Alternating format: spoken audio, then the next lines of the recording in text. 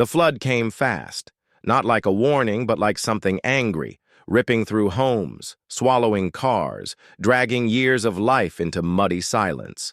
When the storm finally passed, the land looked unrecognizable. What once were streets were now rivers, and where families once stood together, there was nothing but scattered wood and water. In the middle of it all stood a dog, soaked to the bone, coated in grime and trembling, not from fear, but from something deeper. He didn't bark. He didn't run. He just stood there, facing the same broken patch of floodwater, as if waiting for something or someone to come back. Rescue teams moved around him, lifting wreckage, calling out names, checking for signs of life. But he didn't react. He refused to move from that single spot, no matter how many hands reached out, no matter how many voices tried to pull him away. It wasn't stubbornness. It was purpose. They thought he was just a survivor, just another animal lost in the storm. But on the third day, something began to rise from beneath the water, and in that moment, they understood. He hadn't been waiting for rescue. He had been guarding the truth. Before we dive into today's emotional story, I would love to hear from you. From which part of the world are you watching this video? It is always amazing to witness our global community coming together. He had been standing there for nearly 3 days when the volunteers finally noticed his paws were raw. Not from the water, but from trying to dig through the debris beneath him. The wooden planks he guarded had once been part of a rooftop, now splintered and waterlogged, held together by a mess of wires and shredded fabric. He didn't react when food was placed near him. He didn't flinch at the sound of boats or people shouting names.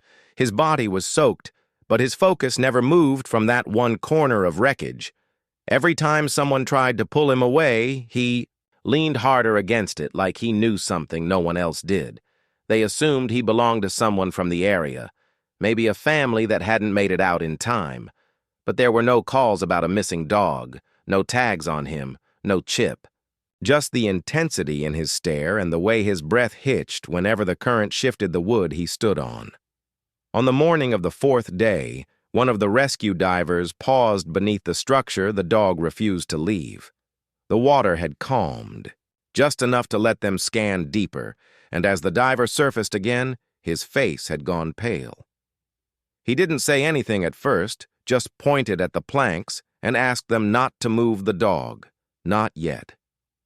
A few hours later, they brought in a retrieval. Team, quiet, no sirens. Just ropes, tools, and the kind of silence people carry when they already suspect what they're about to find. The dog didn't bark or growl as they approached. He simply sat down, tired but still watching, his body shielding a small part of the wreckage like it had been his job from the beginning. It took time to lift the heavier boards. Beneath them was a blanket, soggy, darkened, but still folded in the shape of a child's body. The divers worked carefully, clearing the layers one by one until they found what they feared. A backpack, a child's jacket, a hand, pale and still, barely visible beneath the floating fabric. One of the responders stepped back and whispered to no one in particular. He didn't stay because he was lost. He stayed because someone else still was. And the dog still didn't move. The moment they uncovered the backpack, the mood shifted from cautious to still. One of the responders reached out gently, brushing the mud away from the small zipper, revealing a patch with faded cartoon stars on the fabric. It wasn't just a child's bag, it was a school bag, the kind every parent recognizes.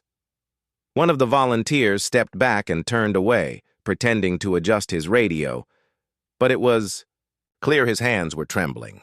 The medic didn't speak either. She just knelt quietly beside the wreckage and began logging what they were recovering, her pen slow and deliberate, as if writing the wrong word might somehow undo the grief unfolding before them. The dog, mud-caked, silent, unmoving, remained just inches from the edge, his eyes now blinking slowly, exhaustion taking over, but never allowing him to fully rest. He hadn't eaten in days, had barely moved. And yet every time the water shifted, he leaned forward just slightly, like he was bracing for something to rise again. He wasn't just guarding the memory of a child, it was as if he believed she still needed him, that whatever part of her remained here wasn't just history, it was hope. When they finally reached the jacket, it came out twisted, half torn, wrapped around something heavier. The man lifting it paused, then peeled back the fabric with gloved fingers. What lay underneath wasn't just debris, it was bone, small, delicate. A human rib cage, curled in a way only a child could fold into when scared. No one said the word. No one had to. They just looked at each other, then at the dog, then at the rescue lead, who lowered his head and quietly requested a forensic team. Not because they needed confirmation of what they saw, but because something about the scene felt off. The way the body was placed, the unnatural fold in the blanket, the missing shoes. One of the divers leaned in toward the rescue lead and whispered, "It doesn't look like she drowned here." The lead frowned. "What do you mean?" The water didn't push her under. The wood wasn't collapsed from above. It was placed around her, neatly. There was a pause. Then the medic added quietly, "It's staged." They looked again at the dog, who was still watching, eyes tired but locked on theirs, as if waiting for someone to finally say what he had known all along. That this wasn't an accident, that someone had come here not to survive the flood, but to use it, to cover something far worse. And suddenly, every person standing in that water knew the same truth. They hadn't found her by chance. They had been led. No one spoke much after that. The responders worked with careful hands, their movements slower now, more deliberate, as if any wrong gesture might disturb something sacred. The girl's remains had been moved into a sealed transport bag, and the area was being cordoned off by police tape, but the atmosphere remained strangely quiet. Even the wind felt muted, as if the land itself was listening. The flood had taken lives, homes, and time, but what they'd found here, this body beneath cleanly stacked debris, didn't feel like loss by nature. It felt like a message. The lead officer, a woman named Captain Rena Hart, arrived late in the afternoon. She didn't rush. She moved through the mud with steady boots and scanning eyes, pausing as she reached the dog, who still hadn't left his place.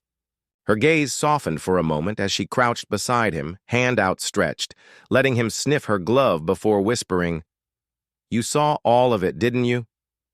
He didn't growl. He didn't wag his tail. He just looked at her the way only a dog can look at someone, without judgment, but with full memory. Rena stood and turned to the responders. "Was the area disturbed before you got here?" The diver shook his head. "Not by us. But the layers were placed too evenly. Whoever did this knew the water would come. They used it to bury her." She frowned. "You're saying someone staged a child's death to make it look like a flood victim?" "I'm saying," the diver replied, "someone knew this flood was coming and used it. That changed everything. Forensics arrived before sundown.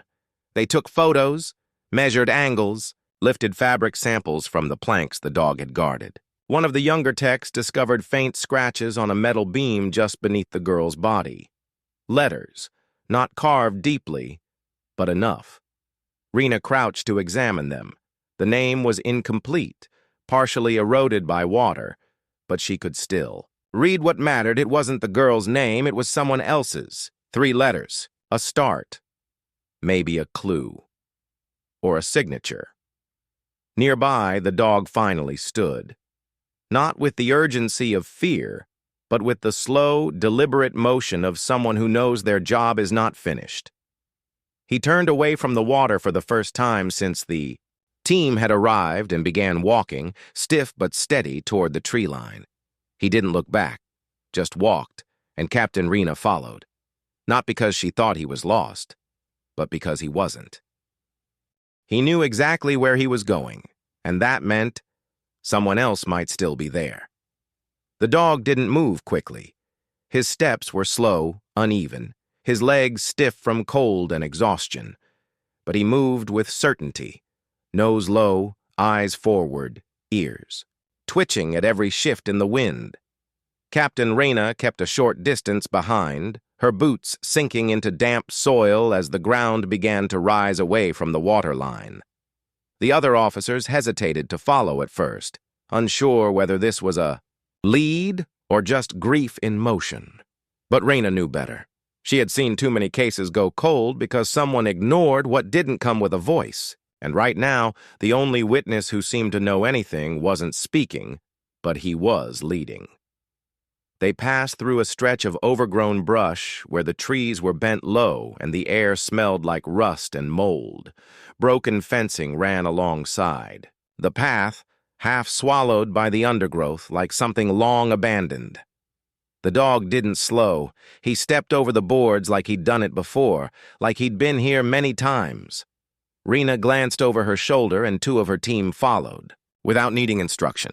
One carried a flashlight, the other a notepad, though neither spoke. Words felt too heavy for a place like this. Rena took note of how quiet it was. No birds, no crickets, just the wet crunch of boots and the dog's breathing, low and rasping. Then the trees thinned, revealing a clearing, bare, circular, unnaturally clean. In the center stood the rotted remains of what looked like a shack, maybe a shed once used to store tools. Now it was sunken, broken, and silent. The dog stopped at the edge and sat, not in confusion, but in completion. Rena approached slowly. The smell hit her first, not fresh, not obvious, but old. Decay buried beneath wet earth and time. The boards near the back of the shed looked recently disturbed, mud scraped in curved patterns, moss pulled back in a way that didn't match, the untouched parts around it. She crouched, brushing her gloved hand over the indentations. They were shallow but deliberate, like someone had been here recently and tried to cover something they didn't have time to bury deeper. She looked back at the dog. He didn't move. He just waited. Rena called over the officers, and together they lifted the boards, revealing a shallow trench. Inside were broken ropes, a blood-stained cloth, and a toy, small plastic, snapped in half. She picked it up carefully, heart tightening in her chest. The same kind of toy that had been in the child's backpack at the flood site, only this one was clean, dry. She stood slowly, scanning the clearing. "This wasn't the place where it ended," she said quietly. "This is where it started." And from the way the dog stared deeper into the woods, motionless, unblinking, she knew they weren't done following him yet, because something else was still out there, and it hadn't been washed away. Rena didn't rush the next step. She stood still, the broken toy resting in her gloved palm, her eyes locked on the trail beyond the clearing, the same one the dog refused to take a step further into. He sat like a statue now, ears pinned, chest rising just enough to prove he was alive. There was something ahead, that much was clear, something he remembered not with logic, but with instinct, and instinct never forgets. She called it in softly, over her radio, requesting backup and a second forensic unit to be rerouted to her location. She gave no explanation beyond the coordinates. Just her voice, calm and low. "Bring lights. Bring everything." The officers scanned the woods, flashlights, carving narrow beams through the trees. The trail ahead wasn't a trail at all. It was a corridor of disturbed earth, bent branches, and a strange silence that didn't match the rest of the forest. It wasn't long before they found the makeshift wire mesh tucked between two trees, its edges camouflaged with leaves and vines. Someone had tried to make it invisible, and someone who knew how to look for it had uncovered it before. Inside the crude fencing was another clearing, smaller, hidden, dry despite the rain that had soaked everything else. The ground had been packed flat, but not by weather. Footprints, old drag marks, deep-set indentations in the soil like heavy containers had been moved in and out more than once. And in the corner, half concealed beneath a collapsed tarp, were black plastic bags, taped, twisted, unmarked. The officers didn't need to be told. They moved in silently. One crouched beside the largest bag, knife in hand, slicing through the tape with quiet precision. The air that escaped was sharp, metallic, familiar to anyone who'd stood too close to truth before. Inside the first bag were clothes, not folded, jammed, torn in places. One officer pulled out a sweater, pink, small, with faded cartoon rabbits across the front. The same cartoon pattern they had found days earlier, floating beside the girl's remains. In the second bag were photographs, hundreds, some crumpled, some torn in half. And in nearly all of them, children smiled at the camera. But one face repeated more than any other. The same girl from the flood, over and over, standing beside unfamiliar men, in front of strange buildings, holding a toy in her hand, the very same one Rena had picked up hours ago, supposedly buried with her. She turned to the dog, who had followed them to the edge of the mesh but refused to step inside. He hadn't led them to the place where a child died. He had led them to the place where many were taken, and whatever happened in that shack didn't start with the flood. It had just ended with it.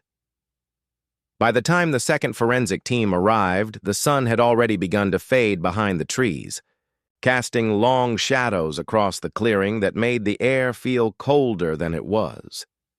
Rena stood back as the technicians moved carefully around the perimeter, marking prints, tagging items, photographing everything before a single piece could be touched again. The bags were now sealed and lined along the trail like silent warnings. The children in the photographs, each of them smiling, unaware, had become ghosts in plastic sleeves, waiting to be named. She didn't need confirmation anymore. She already knew. This wasn't a disaster site. It was a graveyard built on the edge of chaos, and the flood, unplanned or not, had been someone's way of trying to erase the truth. But it hadn't worked, because he hadn't left. The dog remained just outside the mesh boundary, his body slumped, but his eyes never leaving the space where the tarp had been pulled back. No one asked him to move. No one tried to leash him or pull him away. They understood now. This was his testimony, his way of remembering without words. He hadn't just survived the flood. He had outlived something far worse and had waited, not for rescue, but for justice. A quiet voice broke through the stillness. "We have a match," one of the techs said, holding up a photo. Two of the kids, both missing from 2019, from a town over. Rena's stomach twisted. "That's 3 jurisdictions." "Maybe more," the tech replied. "These aren't local cases anymore." She looked again at the photos.